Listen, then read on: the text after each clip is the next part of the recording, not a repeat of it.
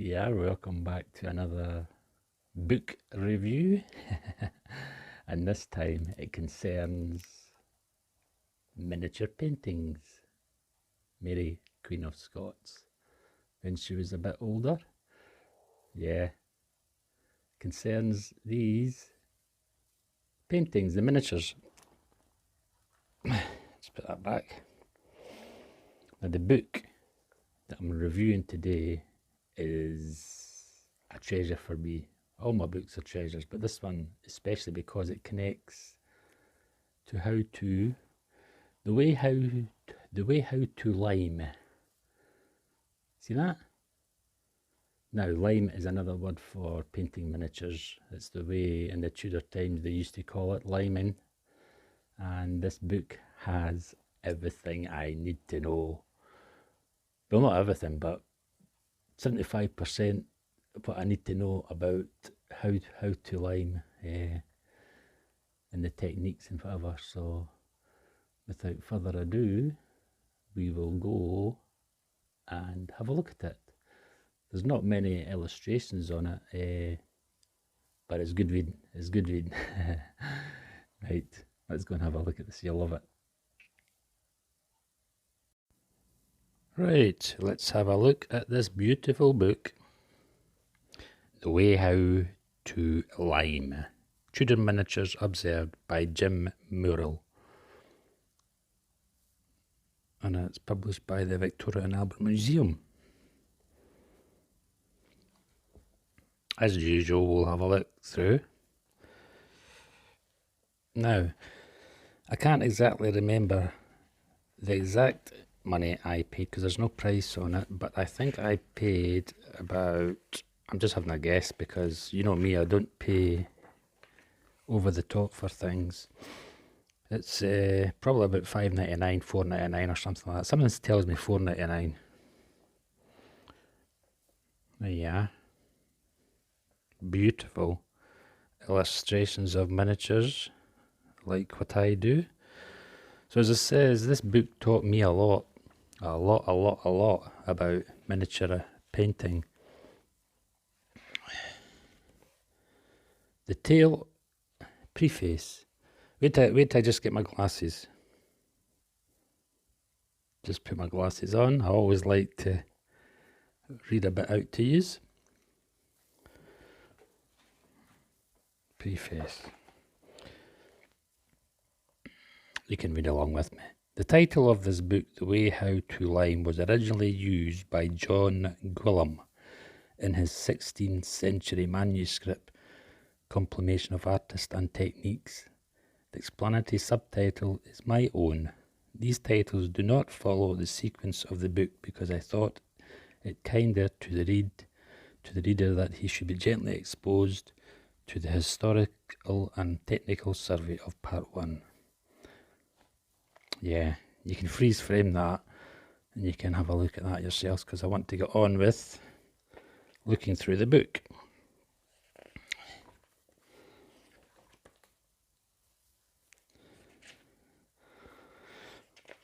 Yeah, now how old is this book? For me anyway.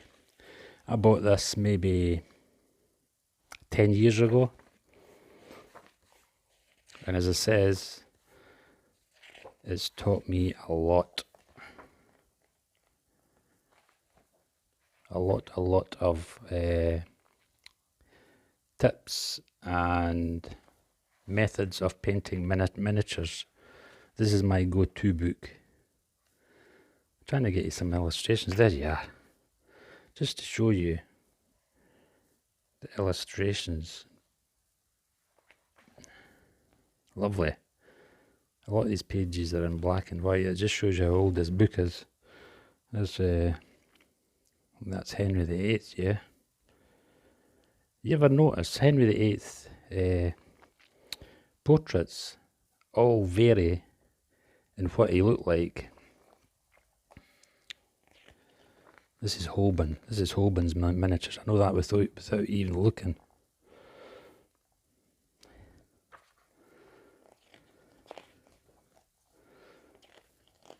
Lovely, eh? I think there is a couple of coloured pictures in here. I love miniatures, but there's one thing about miniatures, and you probably realise this, it's very, very time consuming and very, very difficult to to do, because you have to use miniature brushes as well as like a thin hair brush to do some of the finer details. Yeah, that's Elizabeth.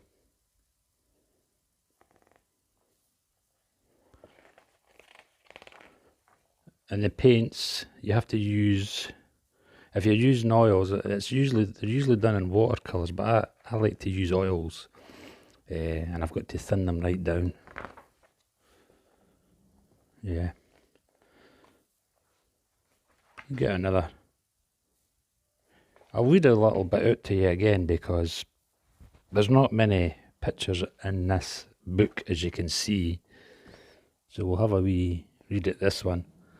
Although the Lymner could paint in a limited space, it was necessary that his workroom would be a large place for the sitter at 6 yards distance for a full-length portrait. So he had to have quite a large place, even though it was limited space he needed to do the painting, but he needed a bit bigger for his sitter to sit. It was important to observe certain rules regarding climate and light. It was essential that the Lymner should be fastidious about cleanliness, especially in his chosen room, which should be a warm chamber, free from dust and smoke, and the sulphurous air of sea coal. It was Hillard who first observed the effect of sulphurous pollution on his pigments. Yeah, so they had to have a clean environment, no smoke, no dust. Yeah, fascinating. It's a fascinating book. Get another page just to let you see how fascinating, why I love this book so much. Let's try and get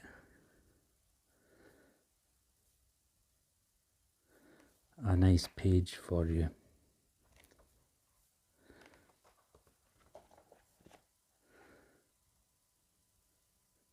Here's one about Hans Holbein. He's one of the most famous miniaturists there was. Holbein's miniatures are also painted with watercolour on vellum stuck to card, frequently cut from a playing card.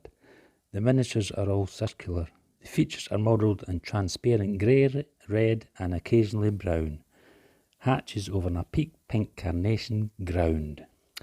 I normally use a pink background for my portraits, no matter what size they are.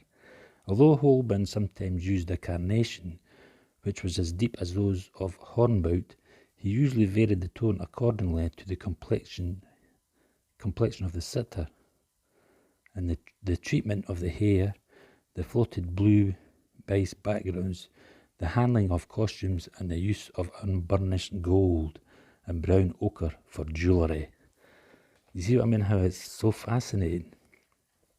Yeah. So this is a short book review. It's just a small book as well, but that's by Jim Murrell. The Way to Lymne. So, hope you enjoyed this one.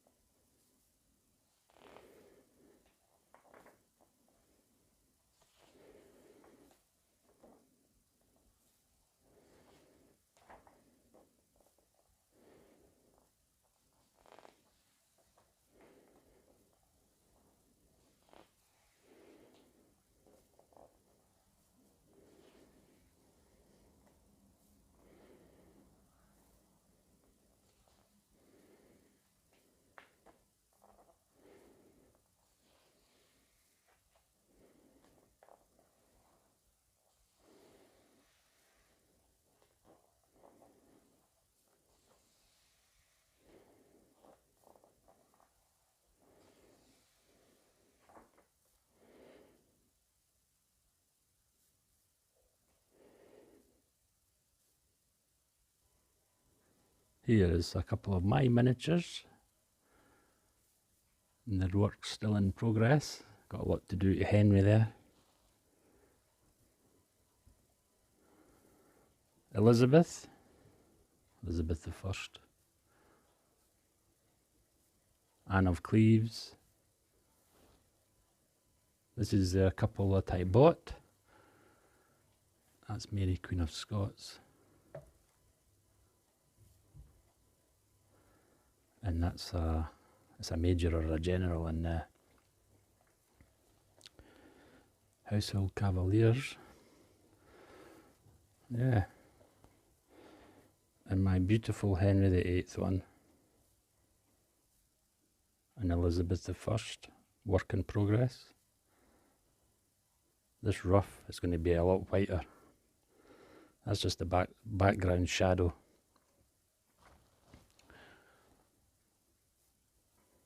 As you see, they've got a lot of work to be done to these ones. I just hung them up to get them out the road. Sir Walter Raleigh, Mary Queen of Scots, and over in my lots here, Queen Victoria, Henry VIII, Elizabeth. As you can see, lots and lots. Isn't it fascinating? One of my treasures. This is another book I will never part with. That keeps on my bookshelf to the end of times. But anyway, I hope you've enjoyed this book review, and we'll do another one soon. So until next time, I'll say bye-bye. Bye-bye. Breakfast time. The Lymne, because of the scale and vulnerability of his work, was faced with extraordinary demands on his self-discipline. He was required to wear silken clothes which would not shed dust or hairs on his work, and was enjoined by Hilliard to touch not your work with your fingers or any hard thing, but with a clean pencil brush or with a white feather. Neither breathe on it, especially in cold weather. Take heed of the down jaw of the head shedding from the hair, and of speaking over your work for sparkling, for the least sparkling of spittle will never be holpen if light in the face.